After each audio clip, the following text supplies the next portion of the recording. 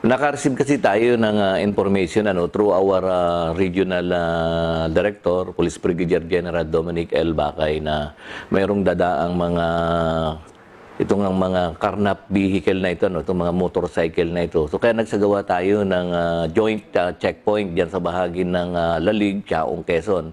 Meron kasi tayo diyan border control point na nakadeploy dyan yung first mobile company natin sa pangunguna ni Lieutenant Colonel Reynaldo Reyes.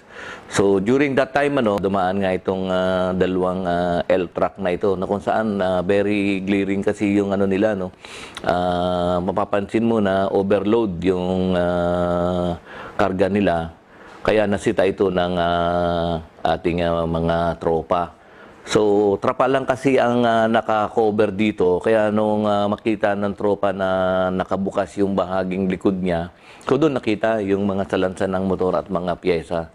So, kaya plinag-down ito ng ating tropa, at initially natikitan sila ng Highway Patrol Group, at doon nagsimula nga na-discover natin na napakarami palang karga nitong motorcycle at saka mga accessories, itong mga pyesa ng mga motor na pinaghinalaan nga na mga carnap vehicle. Actually, kahapon na-verify na natin sa LTO, ang mga papel kasi nilang dala, mga peke, so, pineke nila yung mga papel, kaya dito talaga tayo nagduda na mga carnap vehicle ito. Sa natin na nanakawan ng motor, na i-verify yung mga motor po na andun sa First Mobile Force Company natin sa Candelaria, Quezon.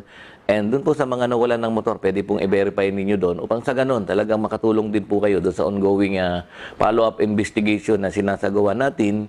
Then, upang mas mapatibay po natin yung ating demanda laban po sa mga taong ito. Identify naman yan, and tayo nga napakalaking tulong nung part po nung coordination natin sa LTO dahil kahapon. So 4 po yung na-verify doon out of 115. So may lumabas na pong result ng mga dala-dala nilang dokumento na pineke nila. Kaya kinasuhan po natin sila ng falsification of public document. And doon nag-start yung investigation natin na malamang lahat po yun ay pineke nila ang mga papel. Makikita natin syndicated talaga ito. Talagang kung mapapansin natin, sa dami nitong mga motor na ito, napakarami nitong mga chinap-chap nila na ito, mas considered natin ito na talagang mayroong mga nasa likod nitong sindikato na ito na patuloy nating iniimbestigahan sa ngayon.